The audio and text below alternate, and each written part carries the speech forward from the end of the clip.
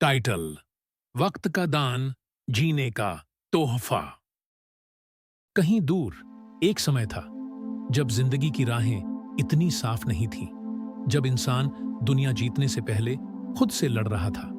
यह कहानी है एक आत्मा की जो शब्दों से नहीं, संकेतों से जीती थी, जिसके कदमों की आहट ने समय को जगा दिया। यह कहानी है एक ऐसे योगी की जो राजपट नहीं, जनपथ पर चला, जिसका ज्ञान न ग्रंथों में था न उपदेशों में, बल्कि हर एक जीव के दर्द में छुपा था एक समाधान। यह कहानी है एक आत्मज्ञानी की, जिसे दुनिया ने बुद्ध कहा। लेकिन यह कहानी उन कहानियों से अलग है जो आपने पहले सुनी होंगी। यह न कोई जीवनी है न इतिहास। यह एक दृष्टिकोण है, एक राह है, एक रोशनी है उन सब के लिए जो अंधेरों में भी अपने जीवन का अर्थ ढूंढ रहे हैं। सफर अब शुरू होता है, एक आत्मा की आवाज में, एक कहानी जो केवल आंखों से नहीं, दिल से महसूस की जाती है। आरव एक छोटा सा लड़का जो कभी भी अपने लिए वक्त नहीं निकाल पाता था। हर रोज की दौड़, स्कूल, होमवर्क, मां का ध्यान रखना और दोस्तों के साथ खेलने का तो सवाल ही नहीं था। आरव के लिए जिंदगी एक रेस थी जिसमें जीतना तो था, मगर जीना भूल बैठा था। आज भी एक ऐसे ही दिन में वो सड़क पर दौड़ रहा था, पर उसके दिल में एक बेचैनी थी। आरव तेज सांसें लेते हुए, खुद से बड़बड़ाते हुए, यार, ये सब कितना थका देता है। कब तक ये दौड़ यूं ही चलती रहेगी? सड़क के एक कोने पर एक पुरानी झोपड़ी के पास रुककर आरव कुछ पल के लिए सांस रोक लेता है। तभी उसकी नजर सड़क किनारे बैठे एक बुजुर्ग बाबा पर जाती है। बाबा के चेहरे पर अजीब सी शांति थी, जैसे उन्होंने इस दुनिया की हर परेशानी को अपना लिया हो। आरव थोड़ी देर रुकता है और फिर बाबा की ओर देखता है। बाबा धीमी मुस्कुराती आवाज में, बेटा, कहाँ जा रहे हो? तुम्हारे चेहरे पर बहुत थकान दिख रही है। आरव चौंकते हुए थोड़ी देर रुककर, मैं बस अपना काम कर रहा हूँ बाबा। जिंदगी में इतना काम है कि कभी अपने लिए वक्त ही नहीं मिल पाता। बाबा हल्के से हंसते हुए, वक्त का दान सबसे बड़ा दान होता है बेटा, पता है? आरव उलझन में, दान मतलब आप क्या कहना चाह रहे हैं बाबा? बाबा उसे समझाना चाहते थे कि कभी-कभी अपना समय दूसरों के साथ बिताना सबसे जरूरी चीज होती है, मगर आरव उस वक्त समझ नहीं पाया। और फिर एक दिन बाबा रोज मिलने लगे और हर दिन एक नया सबक दे जाते थे। धीरे धीरे आरव और बाबा की मुलाकातें बढ़ती गईं। हर दिन बाबा एक नई कहानी के साथ आते, जो आरव के जीवन में नई रोशनी ले आती थी। बाबा की हर बात में गहराई होती थी, मगर आरव सब कुछ नहीं समझ पाता। उसे लगता बाबा बस अपने दुख सुनाते रहते हैं। आरव उत्सुक पर थोड़ा भ्रमित, बाबा, आप बार बार ये वक्त का दान क्यों कहते हो? क्या ये सच में इतना जरूरी है? बाबा धीमे स्वर में मुस्कुराते हुए, दूर देखते हुए, बेटा, वक्त एक ऐसी चीज है जो सबके पास बराबर होती है, मगर हर इंसान उसका उपयोग अलग ढंग से करता है। जब तुम किसी को अपना वक्त देते हो तो असल में अपनी दुनिया का एक हिस्सा उसके लिए खोल देते हो। आरव पूरी तरह समझ नहीं पाता, मगर बाबा के साथ बात करने से उसे एक अजीब सी खुशी मिलती थी। कुछ महीनों बाद आरव को लगने लगा जैसे बाबा के हर शब्द उसकी जिंदगी का हिस्सा बनते जा रहे हों। और फिर एक दिन बाबा ने वो बात कही जो उसकी जिंदगी बदलने वाली थी। बाबा गहरी मुस्कान के साथ, अगर तुम अपने वक्त को दूसरों के लिए दे पाओगे तो ही तुम्हें अपने जीवन का असली आनंद मिलेगा। तुम्हारे पास जो कुछ है उसमें सबसे बड़ा दान वही है जो तुम दूसरों को दे सको। आरव धीरे से खुद से सोचते हुए, मुझे लगता है शायद बाबा सच कह रहे हैं। बाबा की बातें आरव के मन में गहराई से बैठ गई थीं, मगर अभी तक उसने उन्हें अपने जीवन में अपनाना शुरू नहीं किया था। जिंदगी अब भी वैसी ही थी, हर रोज काम, हर रोज दौड़। मगर फिर एक दिन कुछ ऐसा हुआ जो आरव की जिंदगी हमेशा के लिए बदल गई। थोड़े समय बाद आरव और उसका पूरा परिवार शहर चले गए और वहीं पर आरव अपनी आगे की पढ़ाई की और वहीं पे काम करने लगा। शहर के उस 16वीं मंजिल वाले अपार्टमेंट में एक लड़का एक बड़ी स्क्रीन के सामने बैठा था। नाम था आरव। हाँ, वही छोटा आरव जो कभी घास पर लेटकर आसमान को देखता था। आज वही आरव 29 साल का हो चुका था। हाथों में स्मार्ट वॉच, आंखों में नींद की कमी और दिल में एक अजनबी सी खाली जगह। हर सुबह एक जैसी लगती थी। अलार्म, कॉफी, लैपटॉप, मीटिंग्स और खुद से सिर्फ एक सवाल, मैं किस ओर भाग रहा हूं? उसके पास सब कुछ था, पैसा, पदवी, प्रमोशंस, मगर एक चीज हर रोज अंदर से चीख रही थी, मैं खुद से दूर हो गया हूं। एक शाम जब थककर सोफे पर गिरा था, टीवी म्यूट था, फोन साइलेंट, मगर दिमाग में गूंज रही थी एक आवाज, बाबा की आवाज। आरव ने आंखें जोर से बंद की, मगर आवाज गई नहीं। वक्त का दान सबसे बड़ा दान होता है बेटा। उस रात एक मैसेज आया, गांव के बाबा अब नहीं रहे। बस कुछ था जो छाती के बीच में दब गया और एक आंसू बिना इजाजत के बह गया। अगली सुबह ट्रेन का टिकट कटा। 15 साल बाद आरव उसी गांव जा रहा था जहां एक बाबा उसे वक्त देना सिखा रहे थे और वो समझ नहीं पाया था। ट्रेन की खिड़की के बाहर खेतों का हरा रंग फिर से दिख रहा था, पर दिल के अंदर यादों का एक नया कैनवस खुल चुका था। एक हल्की सी मुस्कान, एक हाथ में माला और वो आवाज, अब बेटा, वक्त जब दिया जाता है तभी जिंदगी मिलती है। शहर ने उसे सब कुछ दिया, मगर सुकून नहीं। गांव ने कुछ नहीं दिया, मगर एक इंसान बना दिया। ट्रेन के हर स्टेशन के साथ आरव अपने अंदर के शहर को छोटा कर रहा था और एक नया सवाल पूछ रहा था, क्या मैं किसी को अपना वक्त दे पाया? गाड़ी रुकती है, गांव आता है और आरव वहीं पहली सी मिट्टी में पांव रखता है, पर इस बार पांव दौड़ने के लिए नहीं, रुकने के लिए रखे गए थे। आरव ने बाबा की झोपड़ी का दरवाजा खोला। सब कुछ वैसा ही था, एक चारपाई, एक मिट्टी का दिया और एक छोटी सी अलमारी। अलमारी के अंदर एक लकड़ी का ट्रंक रखा था, ज्यादा पुराना नहीं। ट्रंक खोला, एक डायरी थी, काले कपड़े में लिपटी हुई, वक्त का दान। आरव ने डायरी उठाई, पहला पन्ना खोला। ऊपर लिखा था, कुछ कहानियां लिख रहा हूं उन लोगों की जिन्होंने मुझे वक्त दिया या जिन्हें मैंने वक्त दिया। आरव की आंखों में आंसुओं की नमी थी। वो पढ़ना शुरू करता है। आरव सोच में डूबे स्वर से। पहली कहानी, मां के आंसू। राखी का दिन था। एक लड़का कॉलेज में व्यस्त था। उसकी मां ने बस इतना कहा, बेटा आज सिर्फ 15 मिनट मुझे दे दे। लड़का हंसते हुए बोला, मां मुझे काम है, कल बात करता हूं। लेकिन वो कल कभी आया ही नहीं। 1 महीने बाद मां अस्पताल में थी और उसने अपने अंतिम शब्दों में बस इतना कहा, काश तू मुझे सिर्फ 15 मिनट दे देता, बस 15 मिनट। वक्त दिया होता तो शायद एक मां आखिरी बार मुस्कुरा पाती।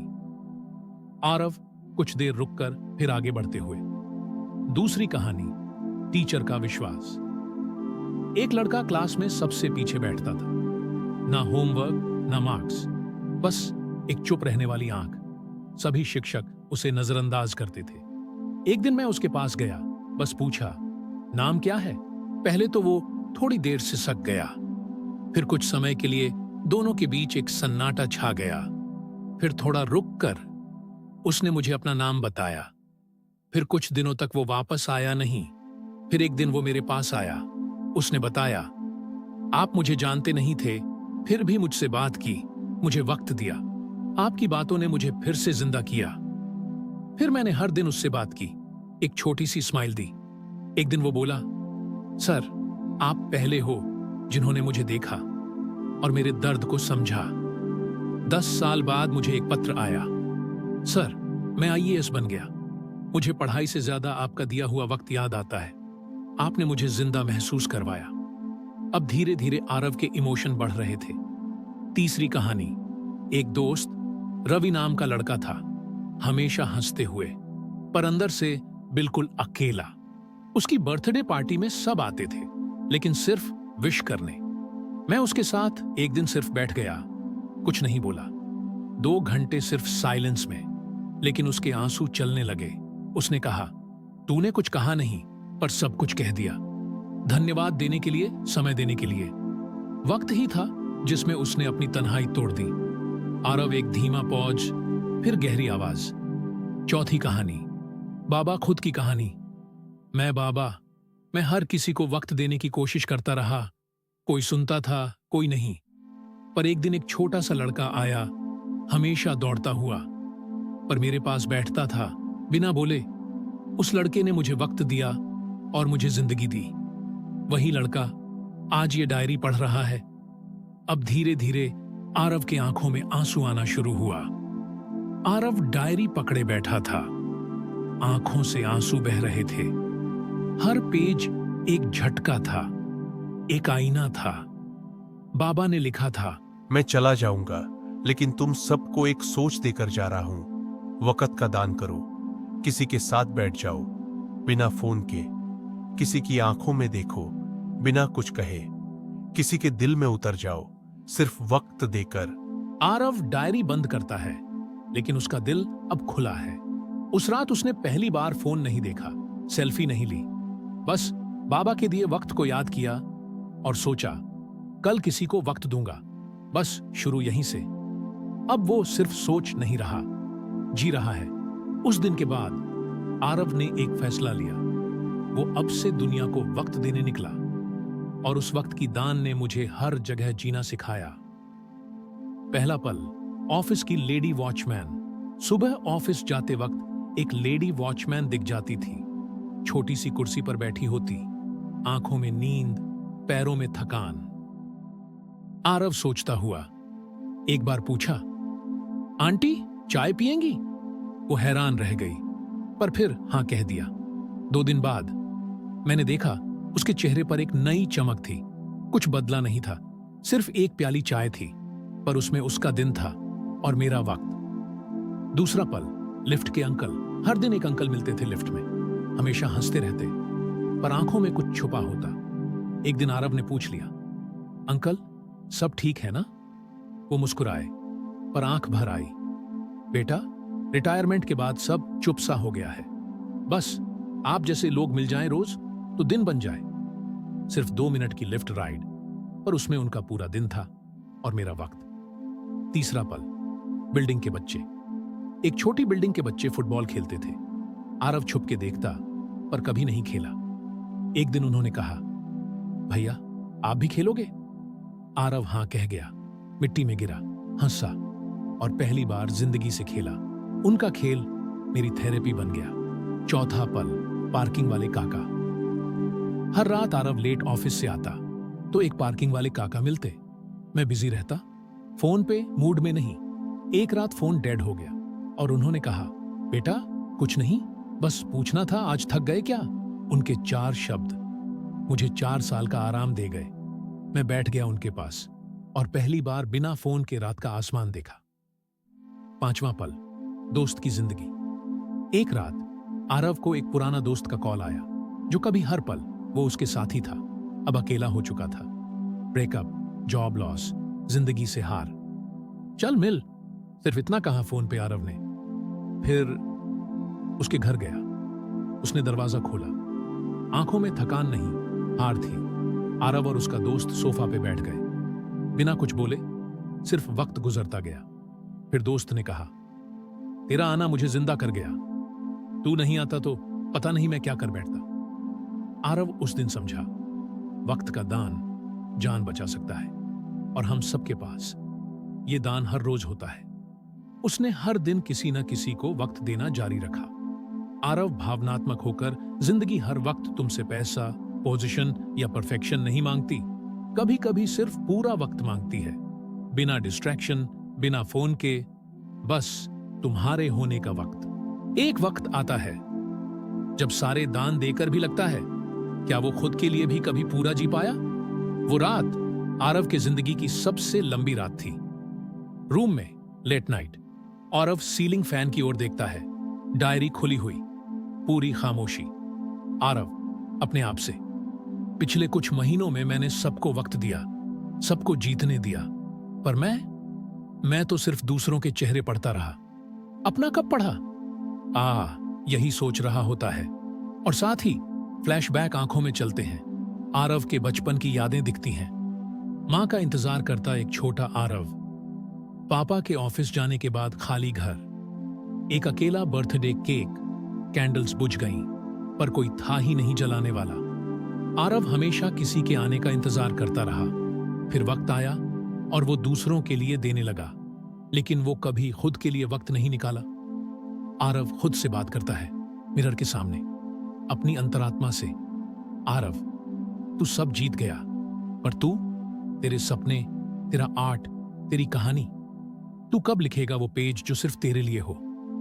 उसने सोच लिया कि उसे क्या करना है, और फिर आरव एक स्टेशन जाता है, बिना प्लान के, सिर्फ डायरी और पेन साथ। आरव ने सुबह 6 बजे एक ट्रेन पकड़ी, बिना सोचे, बिना प्लान के, सिर्फ वक्त लेने निकला था, खुद के लिए। एक छोटी जगह उतर गया जहां मैं कभी गया ही नहीं था। एक झील थी, शांत, और एक बेंच थी, खाली। वहीं बैठा और लिखना शुरू किया। आरव हर लफ्ज में अपना छुपा वक्त निकाला, अपने अंदर के बचपन से मिला, अपने सपनों को सिरहाने पे रखा, और उसी पल समझ गया, वक्त का सबसे बड़ा दान होता है जब तू खुद को पूरा दे दे। फिर आरव वापस आता है, पर नए रूप में। रूम वही है, डायरी वही है, लेकिन अब एक नई कहानी लिखी गई है। मैं जिंदा हूं, अब आरव समझ गया है। वक्त सिर्फ घड़ी का काम नहीं, यह जिंदगी का धागा है, और जब तक मैं खुद को नहीं जीतूंगा, मैं किसी और को वक्त देकर भी अधूरा ही रहूंगा। मोरल: अगर तुम खुद को वक्त नहीं दोगे तो दुनिया तुमसे सिर्फ ले जाएगी, पर जब तुम खुद से मिल जाते हो तो हर वक्त तुम्हारा बन जाता है। Story complete. Thank you.